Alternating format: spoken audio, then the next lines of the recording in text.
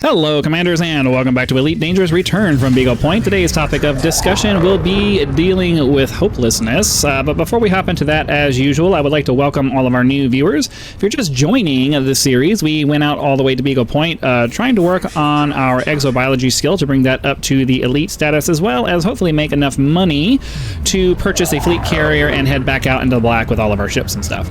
So that's kind of the point of the journey.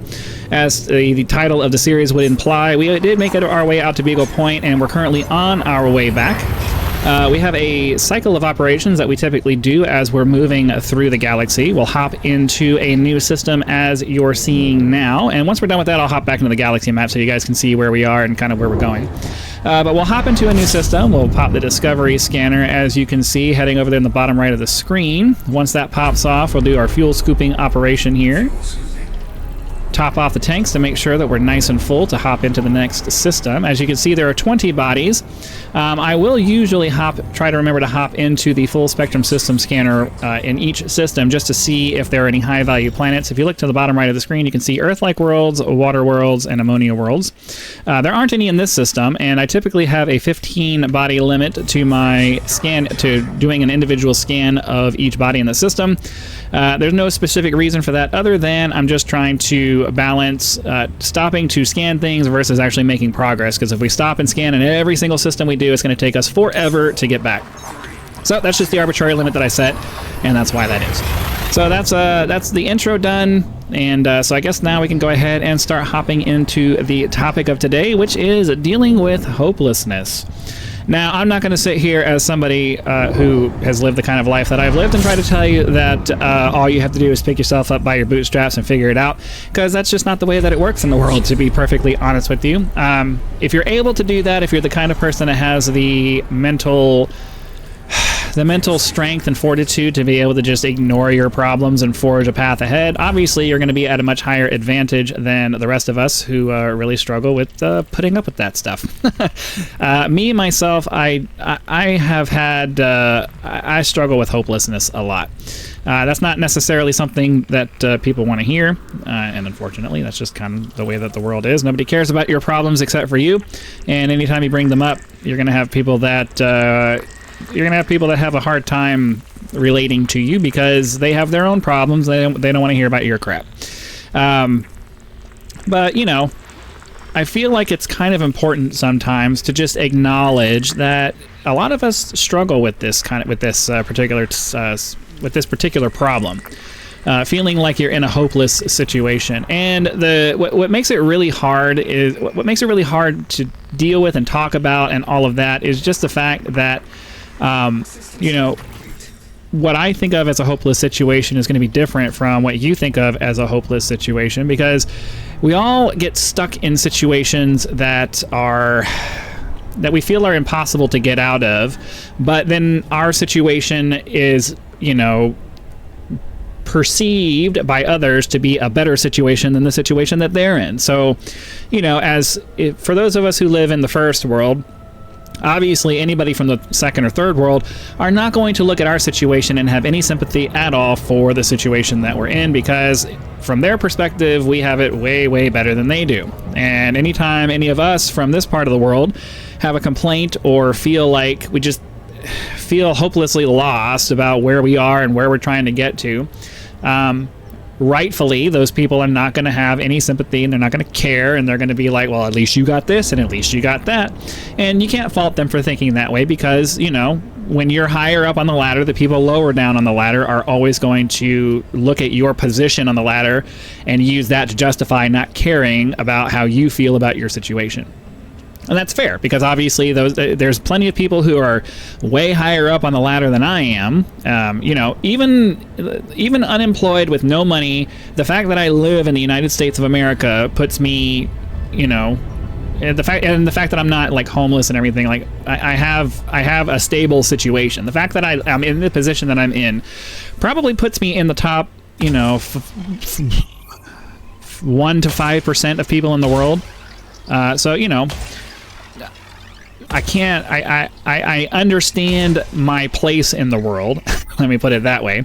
And it's, you know, I can't you always have to keep that in mind anytime you're thinking about your situation, and especially when you're putting yourself out in a public space where there's going to be a lot of people who are going to hear, and they're all those people are from different backgrounds. So I know I'm kind of mumbling about a little bit, and it's mostly because I always try to put context around everything that I say, because I want people who are in a worse situation than me to know that yes, I am aware that, I may have it better than you, and I totally understand and accept the fact that you don't give a crap about my problems, because your problems and from your perspective are way worse than my problems. Totally get it. It's totally fair.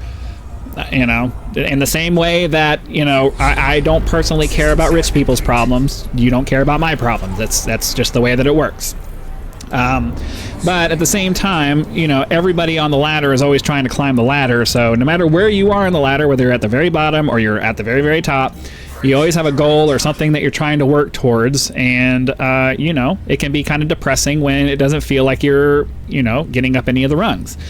So, I also try to remember that when I hear people who are better off than me complaining, because, just because they're higher up on the ladder doesn't mean that they are any less human than I am, and any less and have any fewer goals and dreams. It's just their goals and dreams are different than mine because of their place on the ladder. And, we as people tend to invalidate those things because of our jealousy of where they are on the ladder versus where we are on the ladder. And we look at them and we say, well, screw them because they have more money than me, or they live in a better place than I do, or they have this situation that's this or that or whatever. We stop seeing people as people, and we start seeing people as the situations that they're in, and it's very easy to objectify them and not see them as, not see them as people, and not see their complaints as valid, because our own jealousy makes us incapable of, seeing their problems as real problems, even though they are. I mean, as much as it sucks to force yourself to think about it, if you were a rich person and you had to deal with some of the things that rich people have to deal with, you'd probably be pretty stressed out too. They say money doesn't buy happiness. I think all of us have heard the idea up to this point that, a certain amount of money definitely buys happiness. Once you're at the point where you're not having to worry about bills being paid and you're able to live a comfortable life, yeah, more money doesn't necessarily buy happiness. But, enough money to get you out of poverty certainly does. But, people with lots and lots of money still have problems. They just have different problems. And I'm not talking about the super uber rich exploitative people. I mean, obviously those people can go eat a dick, but the average person who is well-to-do, upper middle class, or even some of the bigger millionaires and even some billionaires, a lot of those people made their money legitimately by coming up with a service or product that helped enough people that they were able to acquire enough money to make that work. Now, again, let me qualify that by saying, the exploitative ones, they can go screw themselves. But there are genuinely good people out there that got lucky and fell into a way of making a lot of money in a non-terrible way. And they have problems just like we do. Obviously, they're not basic survival problems. So obviously, we lower on the ladder tend to not take that into account. But they still have problems, and from their point of view, they're just as serious as the problems that we deal with. It's obviously we can't see it that way because we're still struggling to pay bills and things like that, but to them they're major deals. So the whole point of this video is supposed to be me talking about hopelessness, and as usual I'm getting kind of stuck in a loop of trying to give you context of I'm trying to give context because I'm aware of my position on the ladder, and my position on the ladder is much better off than a lot of people's position on the ladder. Even though I don't have any money, even though I'm barely able to pay my bills, and even though I'm barely able to do this or that or the other thing, I'm still way better off than people who live, say, in a lot of places in Africa or whatever. And that's always going to be the argument anytime you start talking about situations that make you feel bad from your perspective, and then other people are like, well, you don't have it so bad, what about these people? It's like, okay, well, yeah, but that doesn't invalidate the fact that I feel this way about my situation, and I'm not wrong for feeling this way about my situation, that kind of thing. Now, I'm not I'm not gonna I'm not bringing this video up, or I'm not bringing this topic up so that I can whine about my situation. I'm mostly bringing it up because, you know, a lot of times, especially in the last few years of my life, I felt pretty hopeless about ever getting to a place where I feel like I'm successful.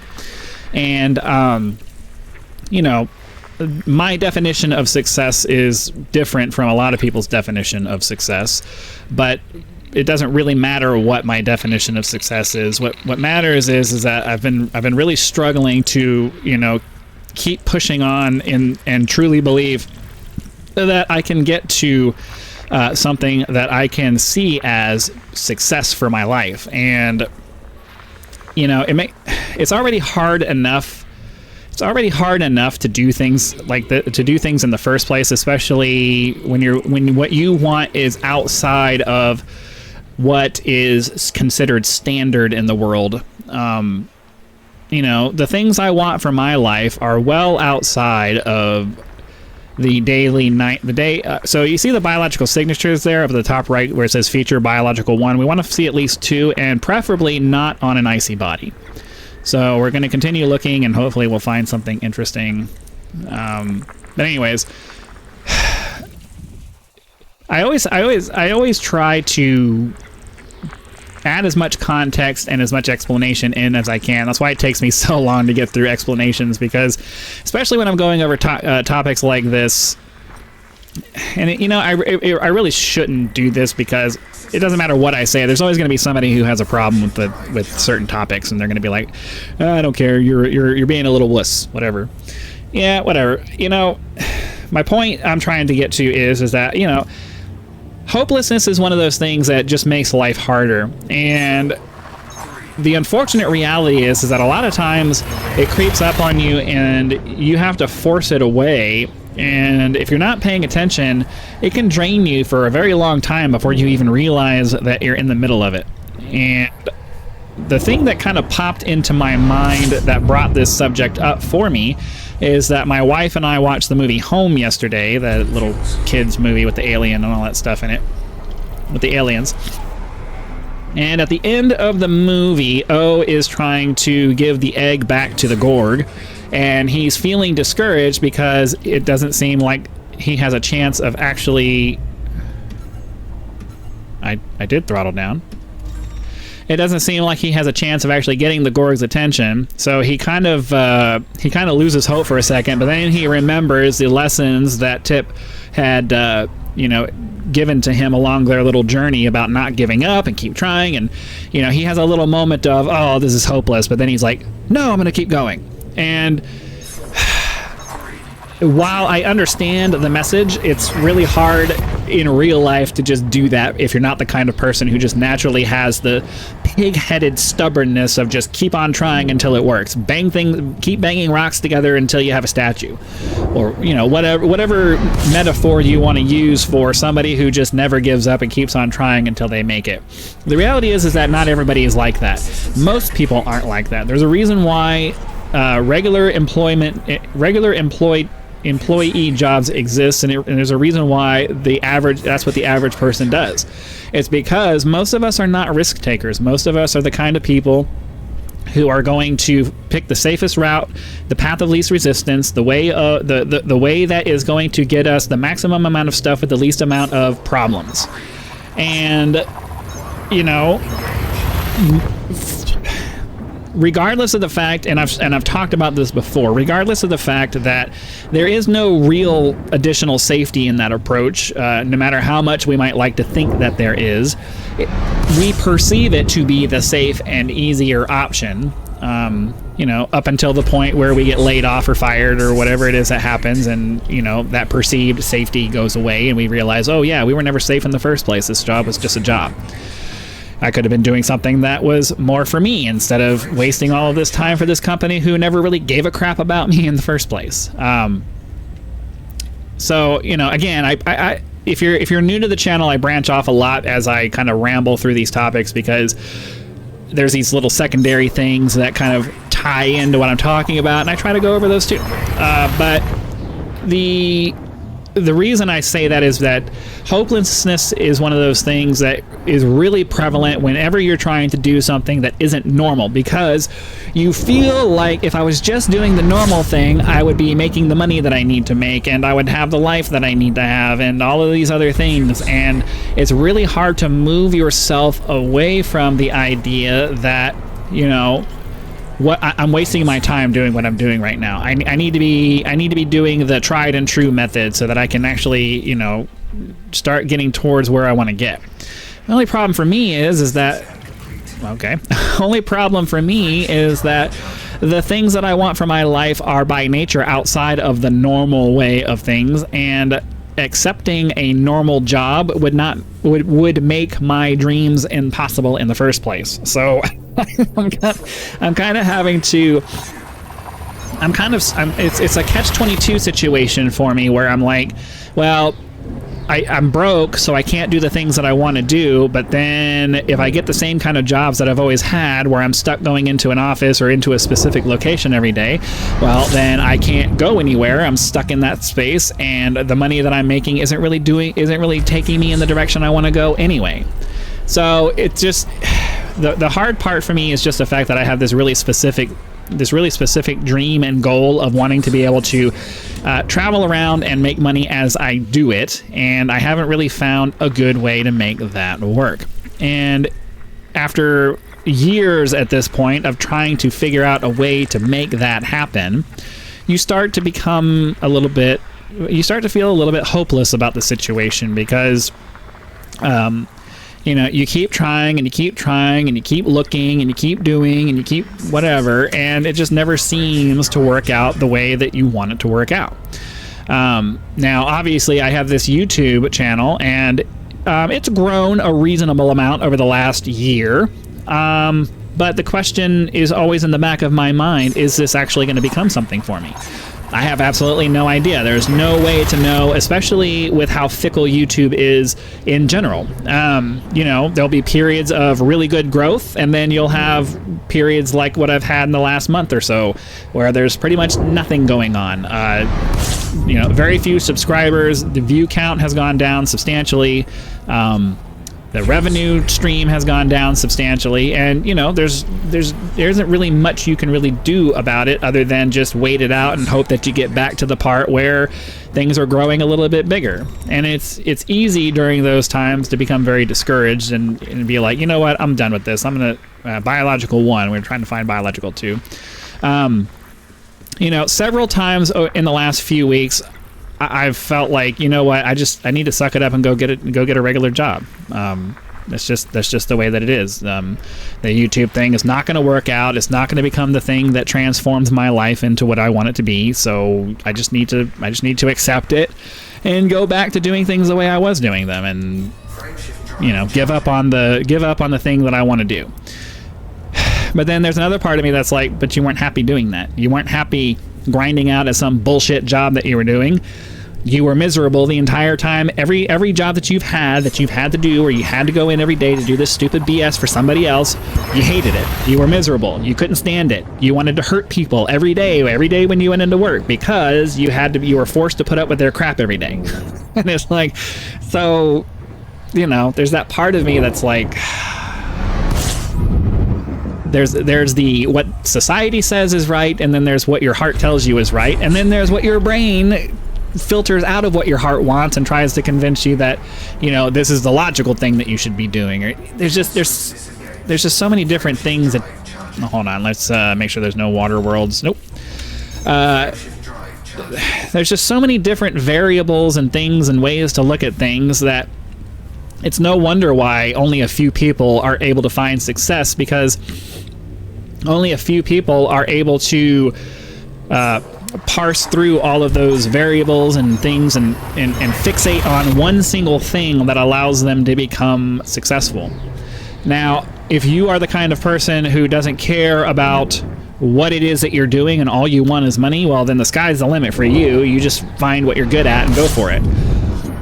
For someone like me who doesn't care about money and just wants, you know, to have a couple of specific things that I'm able to do, It's much harder for me because the more you specialize in your heart's desire, the harder it's going to be for you to find what you're looking for. And that's a significant contributing factor to the hopelessness that I feel, especially lately. Now, when my channel is growing and it's actually, you know, pushing forward, and I see the revenue numbers going up and the view numbers going up and all of those things, obviously that sparks a little bit of hope. But realistically, you know, I'm still at the very, very beginning of my channel's. Well, I don't know. Let me restate that. I was going to say I'm at the very, very beginning of my channel's potential, but I don't know. Where I am right now could be my channel's potential, and that's the hard part. Like, the hard part is knowing where your potential is and what you're doing. There's a lot of businesses that stayed in business for way too long because they didn't recognize that it wasn't a viable business. And I would imagine that there are a lot of YouTubers who stayed trying to make YouTube their thing for far too long because they couldn't realize that, you know what, this wasn't a viable thing for them. And I don't know if it's viable for me or not. That's a very hard part of being an entrepreneur, is knowing when to walk away and go try something else. All right, now we're starting to get pink stars or purple stars again, and that's not a good thing. The next one needs to be a yellow-ish star so that we can fuel up, because we don't need to be having any more of this again. Get around the star this way. Go ahead and do a scan here. So anyways, like I said, as with most of my videos, I don't stay on topic very well. I ramble on about a bunch of different things in conjunction with a topic. But, you know, dealing with hopelessness is kind of the theme of what I'm trying to get to. And I wish I could say that I had some kind of magic pill that helps you deal with that. But if I did, then I wouldn't be feeling the hopelessness that I do. Now, obviously, if in a year or two my channel has become something that is successful, then all of this hopelessness will have been for nothing. But unfortunately, we don't know the future, and none of us, very few of the, I don't think any YouTuber who made it to success knew that they were going to make it. They just started out with a hope and a dream, and the stars aligned for them and they were able to make it. All right, here we go. 3 stars in a row. What's going on here? This is really frustrating. All right. But regardless, what I do know is that I don't want to go back to doing some grindy BS job that I hate if I can avoid it. And so my choice is to either find something else that is not being employed by somebody else, or sticking with YouTube and hoping that maybe I have the personality and ability to carry a channel into some form of success that allows me to live the kind of life that I want to live. Well, only time's going to be able to tell that, if that's going to be something that happens. So that's it for that. I guess the point of this video is just for those of you who come across this message and, you know, are dealing with those kinds of things yourself, you know, you're not the only person who is struggling to figure out what the hell you're going to do with your life. I have been on this planet for 40 years, more than 40 years, and I still don't know what I want to be when I grow up. I don't know. Because the problem is that I don't want to be anything. I have things I want to do with my life, and I'm trying to figure out a way to get to them. And that's kind of the problem for me, is that I don't know what I'm going to do with my life. How many bodies were there in this one?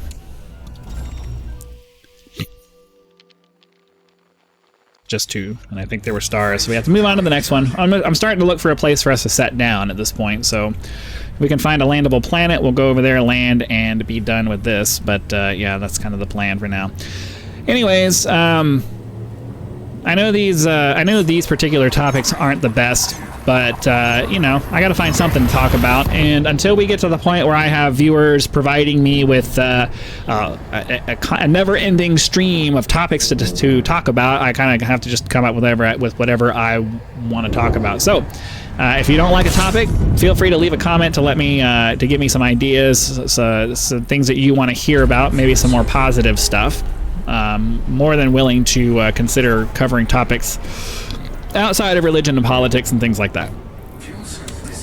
because nobody you're almost never going to get anything out of that except for negativity. all those topics ever do are start arguments. All right. System scan complete. All right. Is that a landable planet? It is.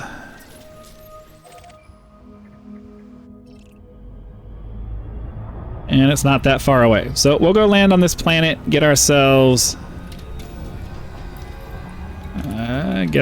on the ground. There we go. And get put down and be done. Okay. So we'll just try to get there as quick as we can.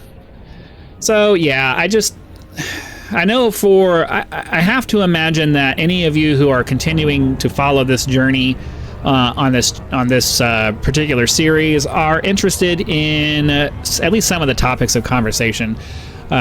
I can't imagine any of you would sit here and just watch somebody flying around and scanning things over and over again. I do my best to come up with topics. I do my best to try to stay on positive topics wherever possible, but if my brain doesn't come up with anything interesting, I just kind of default to whatever pops into my head when I sit down and press the record button. And you know, the hopelessness that I've been feeling lately is what was foremost on my mind when I sat down. So that's what I talked about. Some of you will get it. Some of you, especially those of you who are internet trolls, are not going to give a crap, and you're going to have a negative comment to say, and you're going to tell me not to talk about this or not to talk about that. Well, you know, I don't care. You can kiss my ass. I'm going to talk about what I want to talk about, and people will either like it or they won't.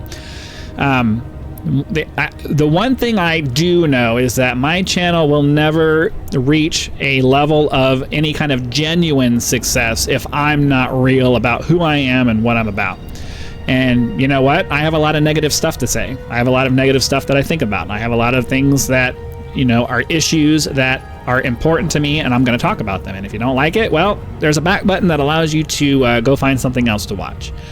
You know, especially being out here in the black in a very lonely situation from an in-game perspective, I think it's kind of appropriate to kind of delve down into these deep psychological pit issues that a lot of us face. You know, we're in a simulated loneliness right now, and especially when you're struggling with issues like what I struggle with and what a lot of people struggle with, well, it's kind of appropriate to talk about these things in this setting. So I know a lot of people are way more interested in the combat aspect of things, and I'm hoping that those people found other videos to watch because, yeah, you're not going to find any of that here. I find the combat in this game even more boring than the exploration, if I'm perfectly honest with you. I mean, yeah, you come up with a build, and yeah, the fighting's exciting for about 5 minutes, but realistically, the combat is the same as the exploration. It's just the same thing over and over again. You come up with a strategy that works for you, the ship build that you did, and you just do that over and over again. And for me, anyways, that's super boring. So I come up with these topics and talk about them, and hopefully, at least some of you like it. Let's get down on this planet, get landed so that we can tuck it away for the day, and I can move on to my next video. Why are we slowing down so hard?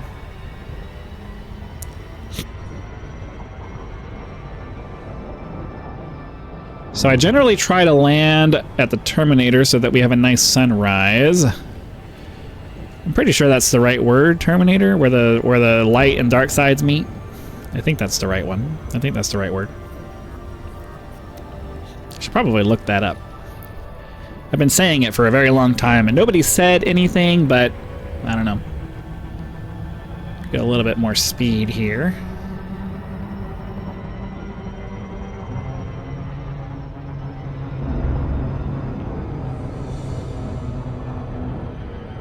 Alright, I think we can start heading down now. I'm going to try to get over to that area there, but we'll see.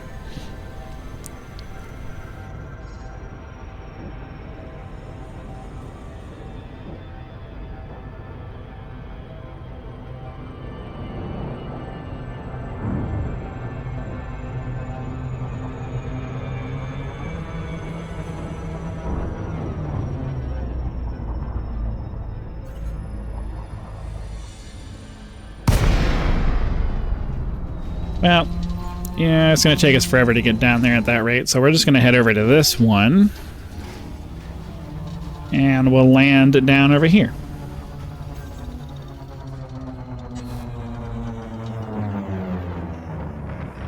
Flip over here, so that way we can turn towards the star when we get to it.